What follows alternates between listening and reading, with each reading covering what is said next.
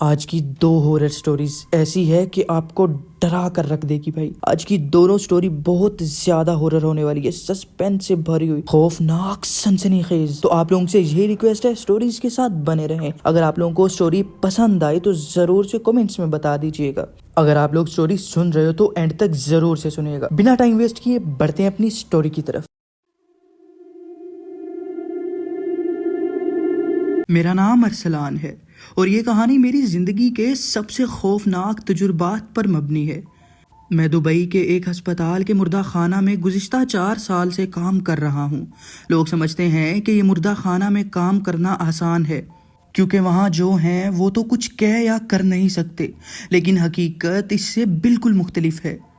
جب میں پہلی بار دبئی آیا تو میرے خواب بہت بڑے تھے.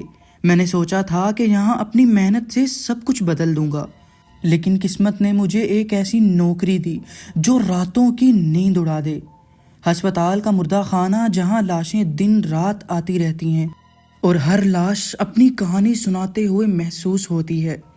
میرے پہلے دن مجھے لگا کہ یہ کام بس ایک نوکری ہے, ایک جگہ جہاں خاموشی کا راج ہو, لیکن جلد ہی مجھے احساس ہوا کہ یہاں کی خاموشی صرف ظاہری ہے. پہلی رات میں جب اکیلا تھا مجھے محسوس ہوا کہ یہ جگہ کچھ زیادہ ہی عجیب ہے. یہاں ایک کمرہ تھا جس میں پرانی لاشیں رکھی جاتی تھی. اس کمرے کا دروازہ اکثر بند رہتا تھا, لیکن اس رات وہ دروازہ خود بخود کھل گیا. میں نے اپنے سینئر کو بتایا تو وہ ہنسنے لگے. انہوں نے کہا, یہ تمہارا وہم ہوگا, یہاں کئی لوگ آتے ہیں اور ایسی عجیب باتیں سوچتے ہیں. لیکن میں جانتا تھا کہ جو میں نے دیکھا وہ صرف میرا وہم نہیں تھا. میری نوکری کے پہلے مہینے میں ایک رات میں مردہ خانہ کے ریکارڈ روم میں فائلز ترتیب دے رہا تھا. اچانک فریزر سے ایک عجیب سی آواز آئی, جیسے کوئی زور زور سے دروازہ بجا رہا ہو. میں نے ہمت جمع کی اور فریزر کے پاس گیا. جیسے ہی میں نے دروازہ کھولا, اندر ایک لاش اپنی جگہ سے ہل چکی تھی. میں نے جلدی سے دروازہ بند کیا اور وہاں سے بھاگ آیا. اگلے دن جب میں نے اپنے ساتھیوں کو بتایا تو انہوں نے اسے نظر انداز کر دیا, لیکن وہ آوازیں آج بھی میرے کانوں میں گونجتی ہیں. ایک رات تقریباً 3 بجے مجھے ایک لاش لانے کے لیے کہا گیا. وہ ایک کار حادثے میں مرنے والے شخص کی لاش تھی. جیسے ہی میں نے اسے فریزر میں رکھا مجھے اپنے پیچھے کسی کے چلنے کی آواز آئی. میں مڑا لیکن وہاں کوئی نہیں تھا. پھر جب میں دوبارہ اپنے کام میں مصروف ہوا مجھے صاف صاف ایک سرگوشی سنائی دی. میں نے گھبرا کر آس پاس دیکھا لیکن وہاں کوئی نہیں تھا. مجھے لگا شاید یہ میری تھکن کا اثر ہے, لیکن اس رات میں سو نہیں پایا. ایک دفعہ ہاسپٹل میں ایک پراسرار لاش لائی گئی. وہ ایک بوڑھی عورت کی تھی جس کی موت دل کا دورہ پڑنے پر ہوئی تھی. لیکن اس لاش کے بارے میں عجیب بات یہ تھی کہ وہ جسمانی طور پر بالکل زندہ محسوس ہو رہی تھی. جیسے ہی میں نے اس لاش کو غسل دینا شروع کیا وہ ایک لمحے کے لیے اپنی آنکھیں کھولتی نظر آئی. میں پیچھے ہٹ گیا. میرا دل زور زور سے دھڑکنے لگا, لیکن جب میں نے دوبارہ دیکھا تو وہ آنکھیں بند تھیں. اس واقعے کے بعد میں نے کئی دن تک مردہ خانہ میں تنہا کام کرنا انکار کر دیا. یہ واقعہ میری زندگی کی سب سے خوفناک رات تھی. وہ ایک طوفانی رات تھی اور مجھے مردہ خانہ میں اکیلے شفٹ کرنی پڑی. وہاں موجود ہر فریزر سے ایک عجیب سی آواز آ رہی تھی, جیسے کوئی اندر سے دروازہ کھولنے کی کوشش کر رہا ہو. میں نے اپنے کام میں خود کو مصروف رکھنے کی کوشش کی, لیکن اچانک تمام لائٹس بجھ گئی. جنریٹر چلانے کی کوشش کی لیکن وہ بھی بند ہو گیا. میں نے اپنی ٹارچ نکالی اور روشنی ڈالنے لگا. ایک فریزر کا دروازہ آہستہ آہستہ کھلنے لگا. میرے قدموں نے جیسے کام کرنا چھوڑ دیا ہو. اندر ایک لاش تھی جو آہستہ آہستہ بیٹھنے کی کوشش کر رہی تھی. میری سانسیں رک گئی, لیکن جیسے ہی میں نے ہمت کر کے قریب جانے کی کوشش کی وہ لاش دوبارہ لیٹ گئی. میں نے فوری دروازہ بند کیا اور بھاگ کر باہر نکل آیا. یہ کہانیاں صرف میرا وہم نہیں ہیں. دبئی کے اس مردہ خانہ میں کچھ ایسا ضرور ہے جو ہمیں نہیں دکھائی دیتا. کئی بار میں نے ایسا محسوس کیا کہ یہاں کی خاموشی میں چھپے راز ہمیں دیکھ رہے ہیں۔ آج بھی میں جب مردہ خانہ میں کام کرتا ہوں تو ہر قدم پھونک پھونک کر رکھتا ہوں۔ یہ جگہ صرف لاشوں کی نہیں بلکہ ان کی روحوں کی بھی ہے جو کہیں سکون تلاش کر رہی ہیں۔ بڑھتے ہیں اپنی ایک اور سٹوری کی طرف۔ اگر آپ لوگوں میں سے کوئی یہ سٹوری اب تک دیکھ رہا ہے تو پلیز نیکسٹ سٹوری ضرور سنیں۔ یہ سٹوری بہت زیادہ ہورر ہے۔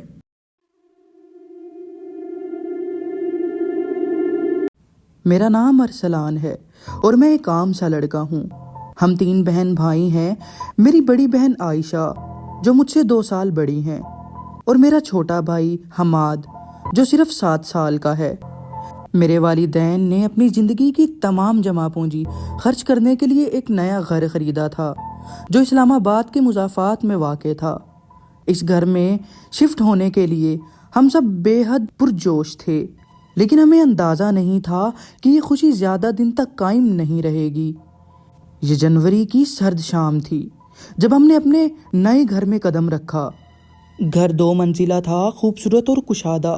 نیا ہونے کے باوجود گھر میں ایک عجیب سی خاموشی اور تنہائی کا احساس تھا۔ والدہ نے دروازے سے اندر داخل ہوتے ہی دعائیں پڑھیں اور پورے گھر میں خیر و برکت کے لیے دم کیا۔ پہلے 2 دن سب کچھ نارمل تھا۔ ہم نے اپنے کمروں کو سجانا شروع کیا۔ میرا کمرہ اوپر کی منزل پر تھا جہاں میں نے ایک چھوٹا سا اسٹڈی ٹیبل رکھا تھا اور اپنی پسند کی کتابیں ترتیب دیں۔ میری بہن نے اپنے کمرے کی کھڑکی سے باہر کا نظارہ کرتے ہوئے کہا، یہ گھر بہت پرسکون ہے، لیکن نہ جانے کیوں یہ پرسکون ماحول مجھے عجیب لگ رہا ہے۔ تیسرے دن رات کو تقریباً 12 بجے میں اپنے کمرے میں پڑھائی کر رہا تھا۔ سب سو رہے تھے، لیکن مجھے نیچے کے صحن سے عجیب سی آوازیں سنائی دی، جیسے کوئی چہل قدمی کر رہا ہو۔ میں نے پہلے اسے نظر انداز کیا، لیکن آوازیں مسلسل آتی رہی۔ میں نیچے گیا تو صحن بالکل خالی تھا، لیکن ایسا محسوس ہوا کہ جیسے کوئی ابھی بھی وہاں موجود ہے۔ اسی دوران میری خالہ زینب بھی ہمارے ساتھ رہنے آئیں۔ وہ بہت خوش تھیں کہ ہم نے نیا گھر لیا ہے اور انہوں نے اوپر کے ایک کمرے میں رہنے کا فیصلہ کیا۔ خالہ کو پراسرار چیزوں پر یقین نہیں تھا، لیکن دوسرے دن وہ ہمیں بتانے لگی کہ رات کو انہیں کمرے میں کسی کی موجودگی محسوس ہوئی۔ انہوں نے کہا، رات کو جب میں سونے کی کوشش کر رہی تھی تو مجھے لگا جیسے کوئی میرے پاس کھڑا ہے۔ آنکھیں کھول کر دیکھا تو کچھ نظر نہیں آیا، لیکن دل عجیب سا دھڑک رہا تھا۔ 5ویں رات میری والدہ کو رات کے وقت کچن سے برتنوں کے گرنے کی آواز آئی۔ جب وہ کچن میں گئی تو سب کچھ اپنی جگہ پر تھا۔ انہوں نے والد صاحب کو بتایا تو انہوں نے کہا کہ شاید یہ ان کا وہم ہوگا، لیکن اگلی رات وہی آوازیں دوبارہ سنائی دی اور اس بار والد صاحب نے خود جا کر دیکھا، لیکن وہاں کچھ بھی نہیں تھا۔ ایک رات خالہ اپنے کمرے میں اکیلی تھی۔ ہم سب نیچے بیٹھے باتیں کر رہے تھے کہ اچانک اوپر سے ان کے چیخنے کی آواز آئی۔ ہم سب بھاگ کر اوپر پہنچے تو خالہ خوف سے کانپ رہی تھی۔ انہوں نے بتایا، میں کھڑکی کے پاس بیٹھی تھی جب مجھے لگا کوئی کھڑکی کے باہر جھانک رہا ہے۔ میں نے ہمت کر کے پردہ اٹھایا، لیکن وہاں کوئی نہیں تھا۔ جیسے ہی میں مڑی، مجھے لگا کہ کوئی میرے پیچھے کھڑا ہے۔ ایک رات میں اپنے کمرے میں تھا اور اپنے موبائل پر کچھ دیکھ رہا تھا۔ کمرے میں اندھیرا تھا اور صرف موبائل کی روشنی تھی۔ اچانک مجھے لگا کمرے کے کونے میں کوئی کھڑا ہے۔ میں نے موبائل کی روشنی اس طرف ڈالی، لیکن وہاں کچھ نہیں تھا۔ اس کے بعد مجھے لگا کمرے میں ٹھنڈ بڑھ گئی ہے اور میں فوری نیچے بھاگ آیا۔ 1 ہفتے کے بعد ہم سب ایک کمرے میں بیٹھے تھے کیونکہ اکیلے رہنے کی ہمت کسی میں نہیں تھی۔ اچانک لائٹس بند ہو گئی اور صحن سے کسی کے چلنے کی آوازیں آنے لگیں۔ والد صاحب ٹارچ لے کر باہر گئے، لیکن وہاں کوئی نہیں تھا۔ واپس آنے پر انہوں نے دیکھا کہ ہمارے گھر کا دروازہ آدھا کھلا ہوا تھا، لیکن ہم نے اسے لاک کیا ہوا تھا۔ ان واقعات کے بعد والد صاحب نے ایک ماہر روحانی شخصیات سے رابطہ کیا۔ انہوں نے آ کر پورے گھر کا معائنہ کیا اور بتایا کہ اس گھر میں کچھ ناپاک چیزیں موجود ہیں جو کسی پرانے واقعے کی وجہ سے یہاں بسی ہوئی ہیں۔ انہوں نے مزید کہا، یہ گھر رہنے کے قابل نہیں ہے، اس رات ہم سب نے فیصلہ کیا کہ یہ گھر چھوڑ دیں گے۔ چند دن بعد ہم دوسرے گھر میں منتقل ہو گئے۔ آج بھی جب ہم اس گھر کے بارے میں بات کرتے ہیں تو سب کو خوفناک راتیں یاد آتی ہیں۔ امید کرتا ہوں آپ لوگوں کو دونوں سٹوریز بہت زیادہ پسند آئی ہوں گی۔ اگر سٹوریز پسند آئی ہیں تو ضرور سے چینل کو سبسکرائب کر دیجئے گا، ہماری سٹوریز کو لائک کر دیجئے گا، کمنٹ میں بتا دیجئے گا آپ لوگوں کو سٹوری کیسی لگی، اور اگر آپ لوگوں کے پاس اپنی ریئل سٹوریز وغیرہ ہیں تو ہمیں سینڈ کر سکتے ہیں۔ میں ڈسکرپشن میں اپنا واٹس ایپ نمبر دے دوں گا اور ای میل ایڈریس دے دوں گا۔ جس کو وائس کے ذریعے سینڈ کرنی ہو وہ واٹس ایپ پہ وائس کے ذریعے کر سکتا ہے، اور جس کو ای میل پہ دینی ہو وہ لکھ کر میل کر سکتا ہے۔ بہت شکریہ، ملتے ہیں اگلی سٹوریز میں۔ اللہ حافظ۔